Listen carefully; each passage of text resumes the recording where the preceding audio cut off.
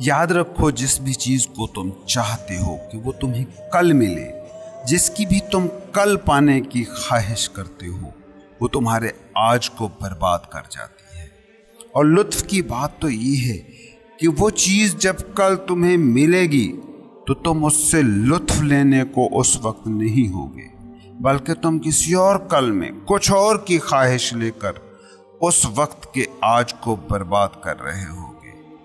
क्योंकि कल की आदत जो तुम बना चुके हो वो कल भी तुम्हारे साथ वैसे ही होगी जैसे आज है। देखो, कल जब आता है तो वो आज हो जाता है, और आज को जीने का तुम्हें कोई तजर्बा ही नहीं है। आपकी मुसलसल आदत है कल में जीने की, आज को तो आप जिए ही कभी नहीं। ये कितनी दिलचस्प बात है, कभी तुम इस पर गौर करना। जब भी कल आएगा वो आज हो जाएगा, और जैसे ही वो आज हो जाएगा तुम उससे अनकॉन्शियस हो जाओगे। और हो सकता है कि वो कल जो आज हो गया है उसका परसों तुमने इंतजार किया हो। कभी गौर किया, बच्चे सालों इंतजार करते हैं बड़े होने का, कितना शिद्दत से इंतजार था उन्हें बड़ा होने का। नकली दाढ़ी मूंछ लगाकर, एड़ियों के बल खड़े हो होकर वो बड़े होने की अपनी ख्वाहिशी का तो इजहार कर रहे होते थे। मगर आज वो बड़े हो गए तो सोच सकते हो तुम कि वो इसको कितना एंजॉय करते होंगे। नहीं, वो और कल बना लेते हैं। डिग्री, नौकरी, शादी, घर, कल में जीना अब आदत है। याद रखो, तुम्हारा आज जैसा भी हो, जितना भी शानदार हो, तुम कल की जीने की आदत को जो बना चुके हो उसको नहीं छोड़ सकते। क्योंकि अना को जीना ही कल में आता है, वो गुजरा कल हो कि आने वाला कल। अना को सबसे ज्यादा नफरत इस पल से, लम्हे मौजूद से होती है। बरसों जिस नौकरी के लिए तरसते हो, तड़पते हो, वो मिल जाती है, फिर क्या मुतमईन हो जाते हो? नहीं, फिर प्रमोशन ढूंढते हो, कुछ और जो है वो नहीं। ये पल कैसा है ये अहम नहीं, वो पल कैसा होगा ये अहम है। कैसी हैरत की बात है कि जिस कल के आने के तुम इतने ख्वाहिशमंद होते हो, जब वही कल आता है तो तुम वहां नहीं होते, क्योंकि तुम तो कल में ही जीना ढंग बना चुके हो। जैसे शराब होता है ना सहरा में, अना और इंसानी दिमाग बिल्कुल वैसे ही काम करते हैं। शराब क्या होता है? रेत में पानी नजर आया, तुम चलते हो, वहां पहुंचते हो, और वहां जाकर राज ये खुलता है कि पानी था ही नहीं, रेत थी। पानी तो वो दूर आगे है। तुम फिर चल पड़ते हो। सोचो, क्या इस तरह कभी पानी तक पहुंचा जा सकता है? तुम याद करो अपने बचपन से अब तक गुजरी सारी जिंदगी को, क्या क्या ना था जो तुमने कल में चाहा था, और जब वो कल उन सब चीजों के साथ वहां आया तो तुम ही वहां नहीं थे।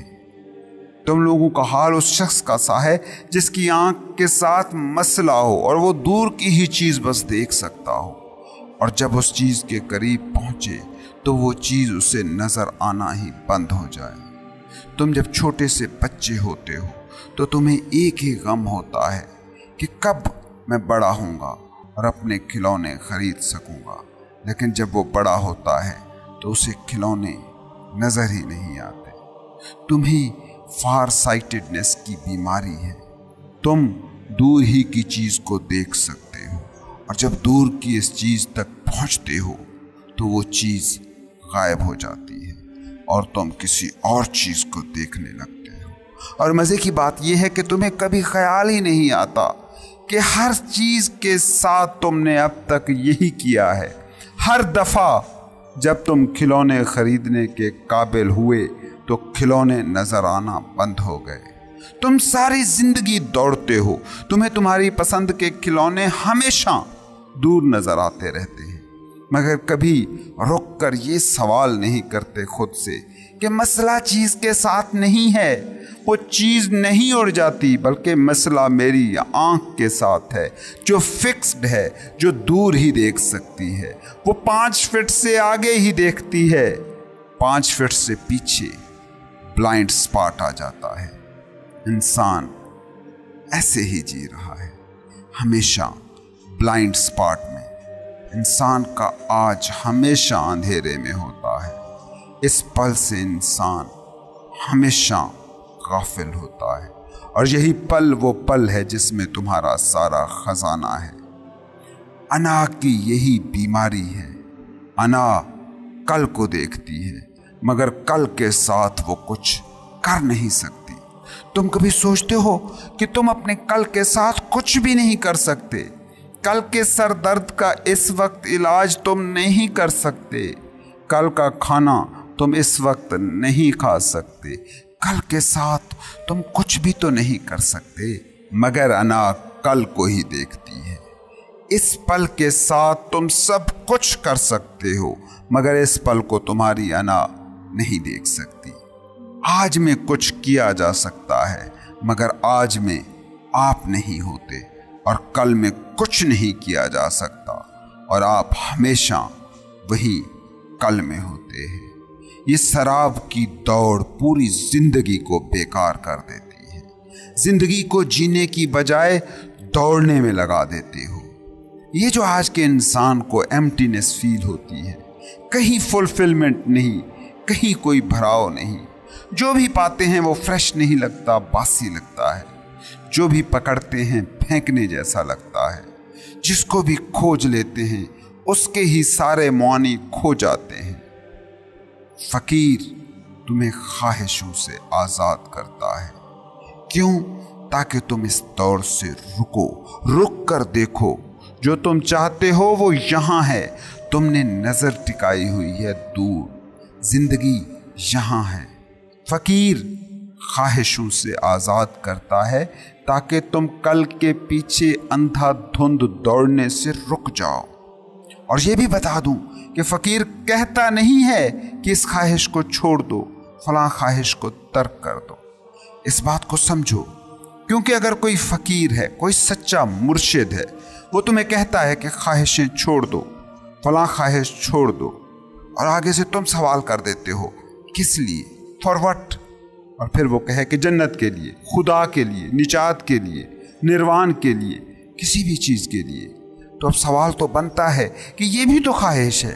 तुम हमें एक ख्वाहिश छोड़कर दूसरी ख्वाहिश ही पकड़ने का कह रहे हो। नहीं, सच्चा फ़कीर ये कहता नहीं है कि ख्वाहिश छोड़ दो, क्योंकि ऐसा कहेगा तो उसे लाजमन तुम्हें कोई और ख्वाहिश पकड़ाना होगी। यही सारे रिवाजी मजहबी करते हैं। वो कहते हैं ये फजूल की ख्वाहिश के पीछे पड़े हो, इधर आओ, हम तुम्हें बताते हैं कि क्या ख्वाहिशें हैं करने वाली, क्या है पाने के काबिल।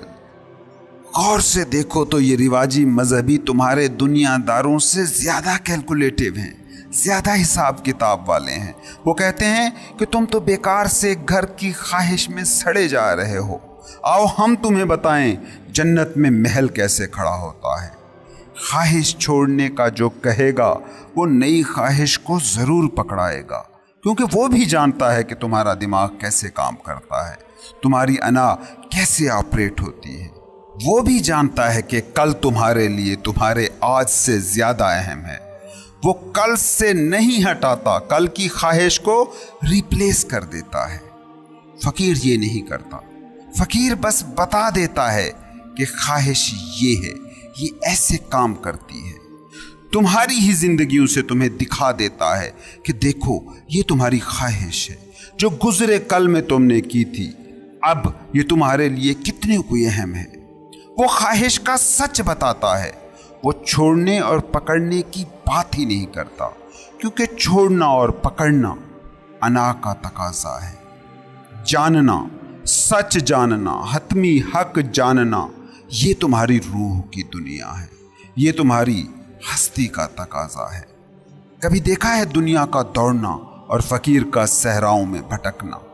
दोनों भाग रहे हैं ना, लेकिन एक कुछ पाना चाहता है और दूसरे ने कुछ भी नहीं पाना, मगर उस पाने के इरादे से दौड़ने वाले से भी मुश्किल रास्ता वो दौड़ रहा है।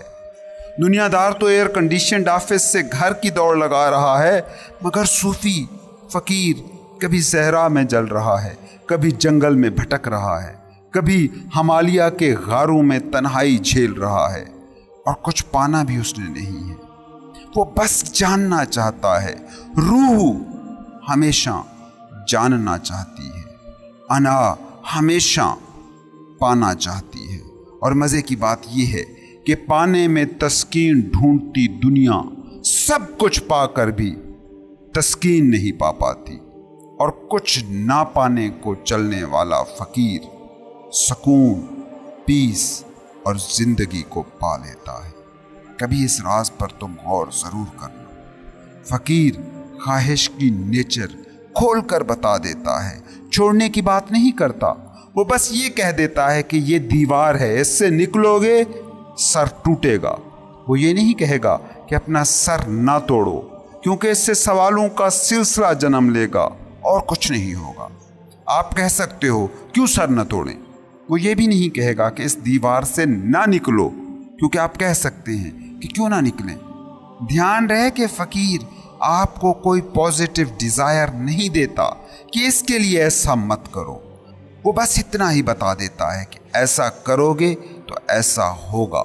सूफी बस इतना कहता है कि do this and this follows. किसी सच्चे फकीर से कभी पूछना कि हम क्या करें, वो कभी तुम्हें ये नहीं कहेगा कि ये करो ये ना करो। वो कहता है कि ये तुम मुझसे पूछो ही मत, तुम मुझसे ये पूछो कि तुम क्या करना चाहते हो, तो मैं तुमको बता दूंगा कि तुम ये करोगे तो ये होगा। इससे ज्यादा कभी मुर्शिद नहीं कहता। फकीर कहता है कि मैं बस तुम्हें इतना बता सकता हूं कि दीवार से निकलोगे तो सर टूटेगा, और दरवाजे से निकलोगे तो बिना सर टूटे निकल जाओगे। अब ये तुम्हारी चॉइस, दीवार से निकलो या दरवाजे से निकलो। मैं तुमसे ये नहीं कहता कि तुम दीवार से मत निकलो। फर्क समझते जाओ। एक तो सूरत यह है कि तुमसे साफ साफ कहा जाए कि ये करो, लेकिन जब भी कोई आपको पॉजिटिवली कहेगा कि डू दिस, तो आपका फौरी रिएक्शन होगा कि क्यों, और क्यों के जवाब में कुछ भी कहा जाए तो क्यों कभी नहीं जाएगा। क्यों के फिर हर जवाब पर कहा जा सकता है कि क्यों।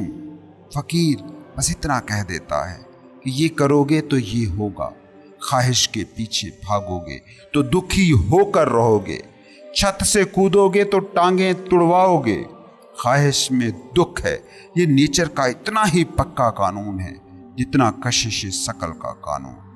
फकीर ये नहीं कहता कि ख्वाहिश में ना पड़ो तो तुम्हें सुख मिलेगा, क्योंकि फिर तुम कहोगे कि ठीक है हमें सुख चाहिए, ये फिर ख्वाहिश बन गई। कैसे मिलेगा सुख ये बताओ। ख्वाहिशों का फिर नया सिलसिला जुड़ जाएगा। ख्वाहिश ये असल में दिमाग का वो डिल्यूजन है, शराब है, भरम है, जिससे वो आपकी हस्ती पर अपना कंट्रोल पा लेती है। इसलिए फकीर कभी तुम्हें किसी ख्वाहिश को छोड़ने का मौका नहीं देता। फकीर सिर्फ अनजाने को जाना कर देता है और फैसला मुकम्मल तौर पर तुम पर छोड़ देता है।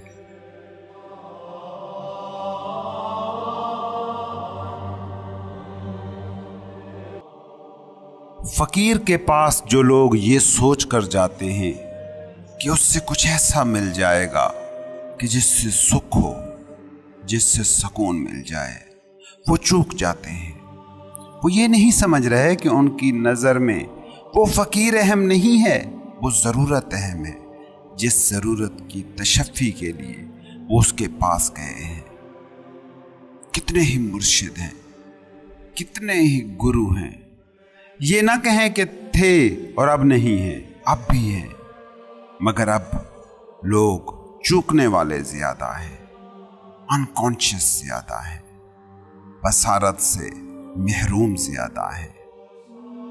जो अपने गुरु को अपना सब कुछ छीनने नहीं देता, जो गुरु के सामने अपना सारा नफ्सियाती ढांचा तोड़ नहीं देता, तो गुरु चाहे जितना भी कामिल हो वो उससे कुछ नहीं पा सकता।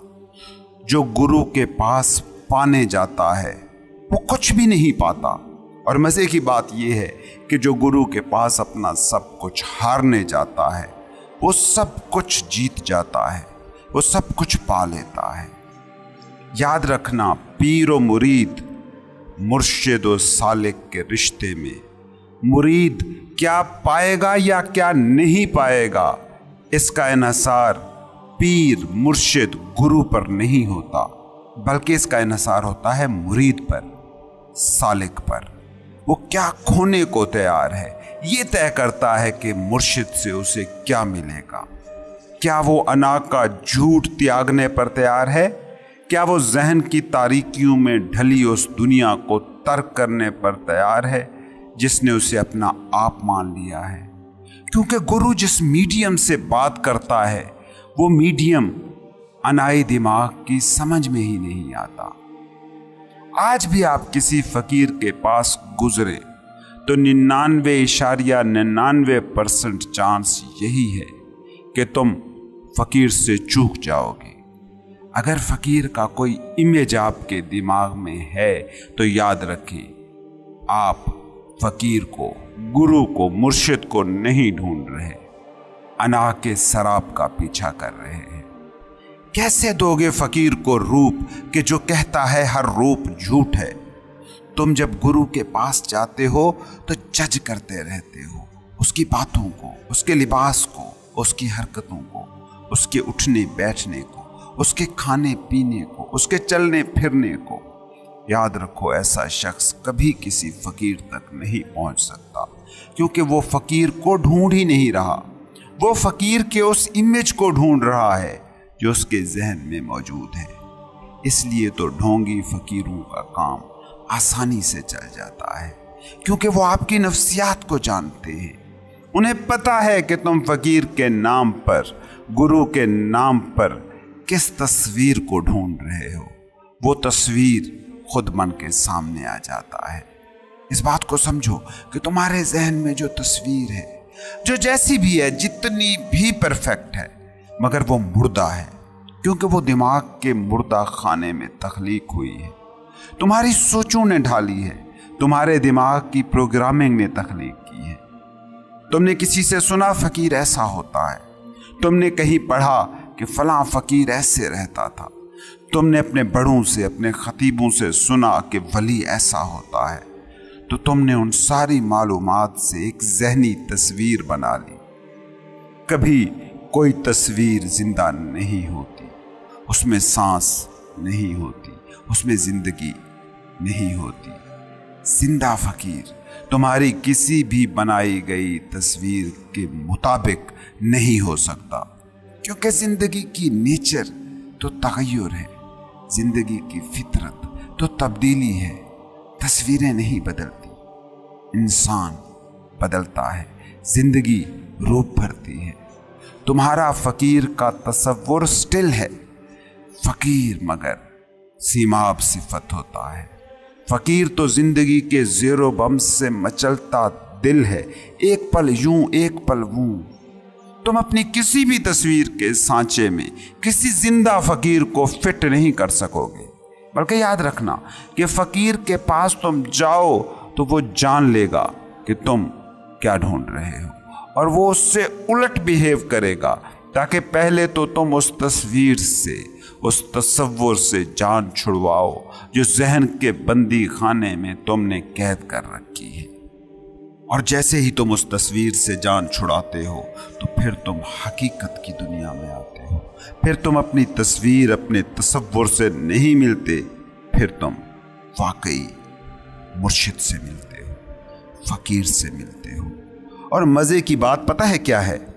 मज़े की बात यह है कि जैसे ही तुम उस तस्वीर, उस तसव्वुर से आज़ाद हो जाते हो जो तुम्हारे जहन में मौजूद है, तो इस कायनात का ज़र्रा ज़र्रा तुम्हारे लिए फ़कीर बन जाता है, क्योंकि इस कायनात का ज़र्रा ज़र्रा बस एक ही का ज़हूर है, ला मौजूद इल्लल्लाह।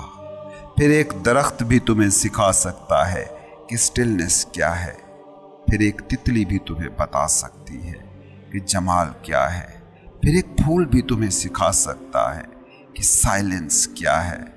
फिर हवा का एक झोंका भी तुम्हें बता सकता है कि जिंदगी क्या है। फिर एक मुतरन्नम झरना भी तुम्हें कायनात का नगमा सरमदी सुना सकता है। फिर एक शांत नदी तुम्हें तुम्हारे अंदर पीस से मिला सकती है। कभी तुमने सोचा है कि मुर्शिद सालिक के साथ करता क्या है? बस एक काम, उसका ज़हन जो तस्वीरें बनाकर लोगों को, चीज़ों को, वाक़यात को एक खाने में फिट कर रहा है और उसी ज़ाविये से सब कुछ देख रहा है, उस दिमाग को खामोश कर देता है। जब तक ये तसव्वुर और तस्वीरें तराशता दिमाग ही तुम हो, तब तक फ़कीर, गुरु, मुर्शिद नहीं हो सकता, क्योंकि जब तक तस्वीरें, तसव्वुर बनाता दिमाग मौजूद है, तुम मौजूद ही नहीं हो, मुरीद मौजूद ही नहीं है। और गुरु को तख्लीक करता है मुरीद, मुर्शिद का खालिक है सालिक। सोचो, कोई सालिक ही ना हो तो मुर्शिद किसे कहिएगा? एक सूफी फकीर थे बहाउद्दीन। उनके पास एक ताजिर आया करता था, एक दुकानदार, और आकर बड़ी अकीदत का इजहार करता था। कभी कहता, आप इस जमीन पर सूरज हो, बहाउद्दीन हंस देते। कभी कहता, आप चांद की रोशनी हो। कभी कहता, आप दुखी इंसानों के लिए सुख की वजह हो, बीमारों के मसीहा हो। और जब भी वो ऐसी बातें करता, बहाउद्दीन हंसते रहते। एक दिन बहाउद्दीन के खास मुरीदों ने कहा, हजूर, क्या वजह है कि वो शख्स इतने प्यार से आपकी तारीफें करता है, आपका इतना एहतराम करता है, आपके कदमों में बिछ जाता है, और आप अदब आदाब का ख्याल भी नहीं रखते और तंजिया सी हंसी हंस देते हैं। बहाउद्दीन बोले, वो शख्स मुझे मिलता ही नहीं है, वो मुझे जानता ही नहीं है, उसने बस लोगों से सुन सुन कर एक तस्वीर बना रखी है। वो आकर उसी तस्वीर को पूछ पूछ कर चला जाता है। उसने कभी मुझे देखा ही नहीं है। वो अपने ही जहन में तराशी तस्वीर को आता है और देख कर चला जाता है। इसलिए वो जब मुझे कहता है सूरज, तो मैं हंसता हूँ कि आंखें तो इसकी बंद हैं, मुझे ये सूरज कैसे कह रहा है। वो जब मुझे कहता है चांद, तो मुझे हंसी आती है, किसने कभी चांद तो देखा नहीं, बस कह जा रहा है। वो मेरी तारीफ करता है, मैं हंस देता हूँ कि वो किसकी तारीफ कर रहा है। वो अपने ही जहन के अंदर मौजूद बुत की तारीफ कर रहा है और मेरा सहारा ले रहा है। मुरीद बोले, हजूर, आपकी बात हमें समझ नहीं आई। बहाउद्दीन बोले, आओ तुम्हें समझाता हूँ। वो अपने मुरीदों को साथ लिए उस शख्स की दुकान पर गए और सिर्फ वो जुब्बा और टोपी उतार दी जो वो अपने आस्ताने पर पहने रहते थे। उसकी दुकान से सौदा लिया और वापस चले आए। वही दुकानदार जो उन्हें कभी सूरज कहता था, कभी चांद का खिताब देता था, कभी दुखी दिलों का मसीहा कहता था, उन्हें पहचान ही न सका। बहाउद्दीन अपने मुरीदों से बोले, ये शख्स एक तस्वीर को पूछता है, वो तस्वीर जिसमें जुब्बा है, जिसमें टोपी है, इसका मुझसे कोई लेना देना ही नहीं है। क्योंकि अगर मैं सूरज होता तो क्या फर्क पड़ता है इससे कि मैंने क्या पहन रखा है, सर पर टोपी है या नहीं है। मैं हंसता था इसलिए क्योंकि ये मुझे देख ही नहीं रहा होता था, ये बस मेरी टोपी और जुब्बे को देखता रहता था। मैं तो इससे कहीं दूर खड़ा हंस रहा होता था।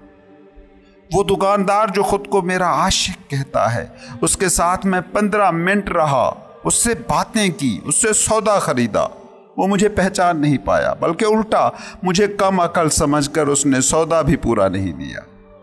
मुरीदों ने कहा, हजूर, हो सकता है उसे भूल हो गई हो सकता है वो बहुत मसरूफ हो और पहचान ना पाया हो। बहाउद्दीन ने दूसरे दिन फिर उसी की दुकान का चक्कर लगाया, उसी हालत में, बगैर जुब्बा और दस्तार के। वो उस दिन भी ना पहचान सका और अगले दिन ही नहीं, पूरे 1 साल 365 दिन तक वो उसकी दुकान पर रोजाना बिला नागा जाते रहे। मुरीद थक गए, वही मुरीद साथ होते मगर वो कभी ना पहचान सका। हत्ता के मुरीद कहने लगे, हजूर बस करें, हमने जान लिया, हम समझ गए, वो आपको नहीं जानता। اور کتنی مزے کی بات ہے کہ اس پورے سال میں بھی وہ شخص ان کی محفل میں آتا جاتا رہا اور اس کے ڈھنگ وہی رہے، وہی تعریفیں کرتا رہا، وہی تم سورج ہو، تم چاند ہو کہتا رہا۔ 1 سال جب گزر گیا تو بہاؤالدین نے کہا کہ مت کہا کر، بند کر یہ فضول یاوہ گوئی۔ پورے 1 سال میں تمہارے دروازے پر آیا ہوں، تمہاری دکان سے سودا خریدا ہے۔ اگر میں سورج تھا کبھی تم نے میری حدت ہی محسوس نہیں کی، اگر میں چاند تھا تو ایک بھی کرن تو تمہیں نہیں چھو سکی، سورج تو دور تمہیں مجھ میں دیا تک دکھائی نہیں پڑا۔ تو سراسر جھوٹ بول رہا ہے۔ اس بات کو سمجھو کہ دیکھنا دکھائی دے رہی چیز کا مسئلہ نہیں، دیکھنے والی آنکھ کا ایکشن ہے۔ پیر دکھائی دینے والی چیز تب بنتا ہے جب دیکھنے والا موجود ہو، جب دیکھنے والے کی آنکھ کی صلاحیت موجود ہو، جب دیکھنے والا اپنے ذہن میں موجود کسی تصویر کو، کسی تصور کو نہیں، سامنے موجود حقیقت کو دیکھ رہا ہو۔ کبھی تم نے سوچا ہے تم جب چیزوں کو دیکھتے ہو تو چیزوں کو نہیں دیکھتے، بس اس تصویر کو، اس تصور کو دیکھتے ہو جو تمہارے ذہن میں ہوتا ہے۔ تمہارا ایک دوست ہے، جب بھی اسے دیکھتے ہو تو کہتے ہو یہ میرا دوست ہے۔ کبھی سوچا تم نے آج سے 10 سال پہلے وہ کیسا تھا، 20 سال پہلے کیسا تھا؟ دیکھتے ہو ماں باپ کے لیے بچے کبھی بڑے نہیں ہوتے، کیوں؟ کیونکہ وہ حقیقت کو نہیں دیکھ رہے ہوتے کہ بچہ بڑا ہو گیا ہے، جوان ہو گیا ہے۔ وہ اس تصویر کو دیکھ رہے ہوتے ہیں جو انہوں نے اپنے ذہن میں بنا رکھی ہوتی ہے۔ تم گرو کو کیسے پاؤ گے؟ چولے، چوغے، جبے، دستار، ٹوپی کو ہی پہچانو گے، کیونکہ تمہارے ذہن میں گرو کی یہی تصویر تو بنتی ہے۔ تم اس تصور کے، اس تصویر کے پجاری ہو، اس لیے ہمیشہ فقیر کو پانے سے تم چوکتے ہو، ہمیشہ جبہ و دستار کو پہچان پاتے ہو، ہمیشہ کچھ حرکتیں کرتے، کچھ ریاستیں کرتے، کچھ خاص رنگ ڈھنگ کو دیکھتے ہو۔ تم فقیر کو دیکھتے نہیں ہو۔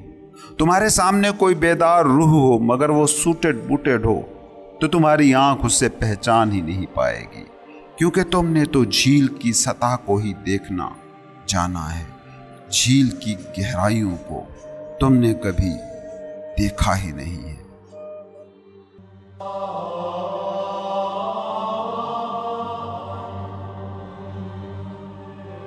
پوری انسانیت کو اس وقت سامنے رکھیں، وہ سارے مسائل سوچیں جو ایک فرد کو ہیں، جو فیملیز کو ہیں، جو معاشروں کو ہیں، جو ملکوں کو ہیں، جو اس پوری دنیا کو ہیں۔ یہ سارے مسائل اپنی بنیادی نیچر میں کیا ہیں؟ تھاٹس، بینگ کی سطح پر خالص ترین سطح کیا ہے؟ اگر آپ نے یہ جاننا ہو تو کسی نومولود بچے کو دیکھیں اور پھر یہ غور کریں کہ کیا اس بچے کو وہ مسائل ڈسٹرب کر رہے ہیں جو اس وقت اس کی فیملی کے بڑوں کے سب سے بڑے مسئلے ہیں۔ کیا یہ بچہ ان مسائل کی وجہ سے پریشان ہے جو ملک کی معیشت، سیاست اور سماجی سطح پر اتنے ہولناک دکھائی دے رہے ہیں کہ میڈیا 24 گھنٹے بریکنگ نیوز کی زد میں ہے؟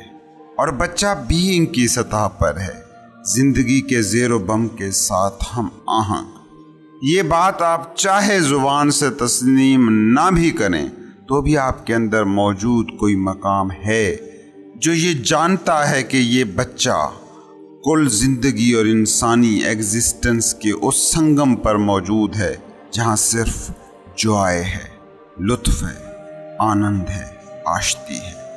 اس کا اندازہ کرنا ہو کہ آپ میں موجود زندگی یہ جانتی ہے کہ بچہ اس مقام پر ہے۔ اس کا اندازہ کرنا ہو تو اس سے کر لیں کہ کسی بھی ناکام سے ناکام اور کامیاب سے کامیاب انسان سے سوال کریں کہ اس کی زندگی کا بہترین دور کون سا تھا تو وہ کہے گا بچپن۔ حتیٰ کہ وہ لوگ جن کا بچپن نا آسودہ ترین غربت میں گزرا ہو وہ بھی اس وقت کا ذکر بڑے رومانوی انداز سے کرتے ہیں جب وہ تتلیوں کے پیچھے بھاگتے، گلی ڈنڈا کھیلتے اور بال کے پیچھے دوڑتے اپنا دن بتاتے تھے۔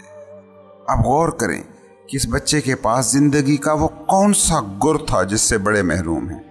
اس کے پاس تھاٹس اور میموری کی شکل میں پاسٹ سٹور نہیں تھا، یا کہہ لیں کہ وہ تھنکنگ مائنڈ نہیں رکھتا تھا۔ سوچیں، جب آپ شراب پیتے ہیں تو آخر اس میں ایسی کون سی لذت ہے جو آپ کو بار بار شراب نوشی پر مجبور کرتی ہے؟ ایک ہی چیز کہ کسی طرح آپ کا سوچتا دماغ تھوڑی دیر چپ کر جائے۔ وہ شخص جسے رات کو سونے کے لیے روزانہ نیند کی گولی درکار ہے، اس کا مسئلہ کیا ہے؟ یہی نہ کہ کسی طرح اس کا سوچتا دماغ اپنی اس سرگرمی سے باز آ جائے۔ شاپنگ کو زندگی کی بنیادی ترین سمجھنے والی خاتون کا مسئلہ کیا ہے؟ ٹی وی اسکرین کے سامنے بدھو بنے بیٹھے لوگوں کا المیہ کیا ہے؟ یہ انٹرٹینمنٹ کے نام پر جو بھی کچھ آپ کر رہے ہیں، یہ سب کیا ہے؟ کسی طرح بس آپ کا سوچتا دماغ شانت ہو جائے، اور وہی سوچتا دماغ جو چاروں طرف سے بس اذیت ہی آپ کی زندگی میں لا رہا ہے، اسی کو آپ نے وہ ٹول قرار دے رکھا ہے جس سے آپ ایگزسٹنس کے، لائف کے سارے مسائل کو حل کرنا چاہتے ہیں۔ اب آپ بتائیں کہ وہ جو آپ کی سب سے بڑی بیماری ہے، اس سے اگر آپ دوا لینے جائیں گے تو کیا ہوگا؟ وہی جو اس وقت فرد کے ساتھ ہو رہا ہے، وہی جو اس وقت فیملی کے ساتھ ہو رہا ہے، وہی جو اس وقت سوسائٹی کے ساتھ ہو رہا ہے، اور وہی جو اس وقت ملکوں کے ساتھ ہو رہا ہے۔ آپ نے کبھی غور کیا کہ آپ کیا ہیں؟ یہ جسم جسے فزیکلی آپ دیکھ چھو سکتے ہیں، وہ تھاٹس جو آپ کے دماغ میں میموری کی شکل میں سٹور ہیں، یا وہ ایموشنز جن کا آپ اظہار کرتے ہیں، حقیقت یہ ہے کہ یہ تینوں آپ کے ہیں، یہ آپ نہیں ہیں۔ آپ تو بس پوائنٹ آف کانشیسنس سے آگہی ہیں۔ وہ جو دیکھنے والا ہے اس جسم کا، وہ آپ ہیں۔ وہ جو دیکھ رہا ہے کہ ذہن میں کیا خیالات گردش کر رہے ہیں، وہ جو دیکھ رہا ہے کہ آپ کے جسم میں اس وقت کس قسم کے جذبات ہیں۔ ہم اگر تھوڑا سا اپنی زبانوں پر غور کریں تو بھی یہ حقیقت ہم پر کھل سکتی ہے۔ جیسے مثال کے طور پہ میں کہتا ہوں کہ میرے دماغ میں اس وقت یہ تھاٹس ہیں، جیسے میں کہتا ہوں کہ میرے جذبات اس وقت یہ ہیں، جیسے میں کہتا ہوں کہ یہ میرا جسم ہے۔ آپ ان فکروں پر غور کریں، یہ بالکل ایسا ہی ہے جیسے میں کہوں یہ میرا موبائل ہے، یہ میرا گھر ہے، یہ میری گاڑی ہے۔ ان دونوں قسم کے فکروں میں کوئی بھی فرق نہیں ہے۔ ہم انسانوں کا مسئلہ یہ ہے کہ ہم جس چیز سے زیادہ آئیڈینٹیفائڈ ہو جاتے ہیں، اس کے اور اپنے درمیان فاصلے کو کم سے کم تر کر دیتے ہیں۔ مثال کے طور پر، اگر آپ اپنے بیسٹ فرینڈ کے ساتھ جا رہے ہیں اور کوئی شخص آ کر آپ کے دوست کو بلا وجہ گالی دے دیتا ہے، تو اب اس پر ناراض صرف آپ کا دوست نہیں ہوگا، بلکہ آپ بھی اتنے ہی ناراض ہوں گے، جبکہ بینگ کی سطح پر دو انڈیویجولز کا یہ آپسی معاملہ تھا، مگر ایک کے ساتھ آپ کی آئیڈینٹی جڑی ہے۔ اسی طرح کوئی شخص آپ کے مکان کی دیوار کو آ کر توڑنا شروع کر دیتا ہے تو آپ اس سے لڑ پڑیں گے، جبکہ معاملہ اس شخص کا اور اینٹوں کا آپس کا ہے، کیونکہ اس مکان کے ساتھ میرا مکان کا ایک لیبل آپ نے دماغ میں محفوظ کر رکھا ہے۔ اس لیے اب اس مکان پر حملہ بھی آپ پر حملہ لگ رہا ہے۔ یہ آئیڈینٹیفیکیشن اس وقت اور بھی شدید ہو جاتی ہے جب بات ہوتی ہے میرے جذبات کی، میرے خیالات کی، میرے جسم کی۔ یہاں مجھ اور میرے جسم، میرے خیال اور میرے جذبات کے درمیان فاصلہ اتنا کم ہو جاتا ہے کہ اکثر لوگ اس فاصلے، اس گیپ کو دیکھ ہی نہیں پاتے۔ اس لیے آپ کہتے ہیں کہ مجھے بھوک لگی ہے، حالانکہ وہ بھوک آپ کو نہیں لگتی، آپ کو لگ بھی نہیں سکتی، کیونکہ آپ غیر مادی کانشیسنس ہو جس کا یہ جسم ہے۔ بھوک جسم کی شکل میں موجود آپ کے پاس اس فیکٹری یونٹ کو انرجی کی سپلائی کا معاملہ ہے۔ اسی طرح آپ کہتے ہیں کہ میں غصے میں ہوں، میں اداس ہوں یا میں پریشان ہوں، حالانکہ حقیقت یہ نہیں ہے۔ آپ کے دماغ میں کچھ خیالات پیدا ہوئے، اگر وہ غصے کے خیالات ہیں تو جسم میں ان کا اظہار غصے کی شکل میں ہوتا ہے۔ اسی طرح آپ کہتے ہیں کہ میں مسلمان ہوں، میں عیسائی ہوں، میں کمیونسٹ ہوں، میں لبرل ہوں یا میں مذہبی ہوں، تو یہ آپ نہیں ہو، بلکہ یہ آپ کا ماضی جو میموری کی شکل میں ہے، اس نے آپ کے دماغ کو کنڈیشن کر دیا ہے۔ آپ اصل میں کیا ہو؟ آپ اصل میں وہ کانشیسنس ہو وہ آبزرور، وہ وٹنس جو یہ دیکھ رہا ہے کہ اب دماغ میں ایک خیال آیا، وہ غصے کا تھا تو جسم میں اب غصے کی حالت پیدا ہوئی جسے آپ ایک جذبے کے طور پر اپنے جسم میں محسوس کر رہے ہیں۔ آپ وہ آگہی ہیں جو اس آگہی سے آگاہ ہے کہ یہ آپ کا جسم ہے، یہ دماغ ہے۔ اب اس کو یوں دیکھیں کہ ایک اجنبی آپ کے ساتھ بیٹھا ہے، کوئی آ کر اسے گالی دیتا ہے، آپ میں کوئی ری ایکشن نہیں جاگتا۔ اب فرض کریں کوئی تھوڑا بہت جاننے والا ہے، اسے آ کر کوئی گالی دیتا ہے تو آپ میں تھوڑی بہت بے چینی ضرور پیدا ہوتی ہے۔ اب فرض کریں کہ کوئی بہت ہی قریبی عزیز، رشتہ دار، باپ یا بھائی وغیرہ آپ کے پاس بیٹھا ہے اور کوئی آ کر اسے گالی دیتا ہے تو آپ کیا کرتے ہیں؟ آپ اس پر ویسے ہی ریئیکٹ کریں گے جیسے وہ شخص جسے گالی دی گئی ہے وہ آپ ہیں۔ اسی طرح صرف آپ بیٹھے ہیں، کوئی آ کر گالی دیتا ہے تو آپ کا ریئیکشن بہت ہی غصیلا ہوگا۔ ان چاروں مثالوں میں کیا ہو رہا ہے؟ آپ جس سے جتنا زیادہ آئیڈینٹیفائڈ ہیں اتنا زیادہ ریئیکشن دے رہے ہیں۔ جب اجنبی بیٹھا تھا تو اس کے اور آپ کے درمیان موجود آئیڈینٹیفیکیشن کمزور تھی۔ جب آپ کو کسی نے آ کر گالی دی تو آپ اور آپ کے جسم کے درمیان آئیڈینٹیفیکیشن مضبوط ترین تھی۔ پہلی صورت میں آپ کے اور اجنبی کے درمیان گیپ میکسیمم تھا، آخری صورت میں یہ گیپ موجود ہی نہیں تھا، اس لیے آپ کا ریئیکشن ہر صورتحال میں مختلف آیا۔ اگر آپ اپنے اور اپنے جسم میں یا اپنے اور اپنے تھاٹس میں یہ گیپ تخلیق کر سکتے ہیں تو پھر آپ کو دنیا کی کوئی بھی چیز دکھ، غم، سارو، پین نہیں دے سکتی۔ یہ ہے انر سپیس، اپنے باطن سے ایک ہونا۔ یہ شعور کی اعلیٰ ترین حالت ہے جس میں آپ جسم اور ذہن سے ماورا ہو کر اس بینگ کا ایک حصہ بن جاتے ہیں جو کل زندگی ہے۔ ایک طویل عرصے تک انسان اپنے تھاٹس سے بھی زیادہ اپنے جسم سے آئیڈینٹیفائڈ رہا ہے، جسے ہم سروائیول ایج کہتے ہیں۔ جب انسان سروائیول کے اس دور سے باہر آیا تو اس نے سوچوں کے ساتھ خود کو ایک کر لیا۔ آج کا انسان اپنی سوچوں کو اپنا آپ سمجھ رہا ہے اور یہی اس کا مسئلہ ہے۔ آپ دیکھیں کہ آپ کی ایگزسٹنس جب مائنڈ سے آئیڈینٹیفائڈ ہوتی ہے تو خوشی اور غم کے سائیکل میں پھنسی زندگی کتنی عارضی اور غیر مستقل ہو جاتی ہے۔ مثال کے طور پر دو اجنبی بیٹھے ہیں جو ایک دوسرے کو نہیں جانتے تو وہ ایک دوسرے کے لیے کوئی مسئلہ نہیں ہے، لیکن اگر دونوں کو کوئی بتا دے کہ وہ خاندانی دشمن ہیں تو اب ان کے ذہن میں ابھرنے والی سوچیں ان کا جینا کیسے حرام کر دیں گے۔ بالکل ویسے ہی آپ کو بتا دیا گیا ہے کہ آپ مسلمان ہو یا عیسائی ہو یا ہندو ہو، بالکل ویسے ہی آپ کو بتا دیا گیا ہے کہ آپ انڈین ہو، پاکستانی ہو یا امریکن ہو۔ اب ان تھاٹس کو آپ نے کتنا اہم سمجھ لیا کہ ان کی بنیاد پر انڈیا پاکستان کو، پاکستان انڈیا کو، روس امریکہ کو، امریکہ شاید باقی ساری ہی دنیا کو مٹانے پر تیار ہے۔